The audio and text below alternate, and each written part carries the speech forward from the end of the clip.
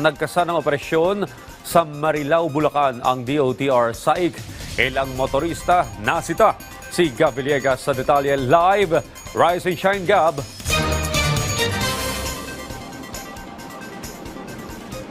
Rise and shine, Audrey, muling nagkasa ngayong umaga ng roadworthiness test ang DOTR Special Action and Intelligence Committee for Transportation para sa mga public utility vehicles dito sa Marilao, Bulacan.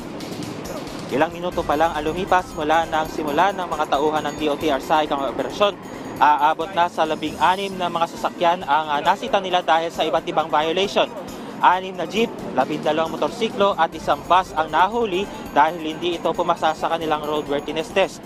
Ang bus na ito na biyaheng Balagtas Monumento naharang matapos makitaan na putput na ang gulong ng bus na pwedeng ikapahamak ng mga pasahero.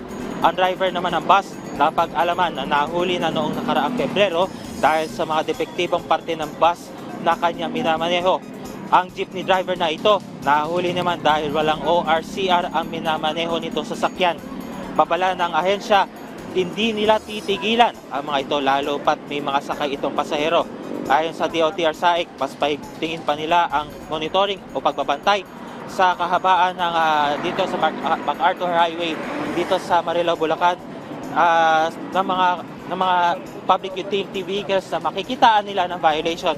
Sa mga oras na ito, Audrey, ay tuloy-tuloy lamang yung isinasagawang operasyon ng DOTR SAIC dito sa bahagi ng MacArthur Highway dito sa Marilao, Bulacan at sa mga oras na ito ay nagkakaroon lamang ng kaunting build-up dito sa ating kinatatayuan dahil sa sinasagawang operasyon ng DOTR SAIC. Ngunit pagkalagpas naman sa bahaging ito ay tuloy-tuloy na yung daloy ng mga sasakyan. At yan muna ang update mula rito sa Marilao, Bulacan.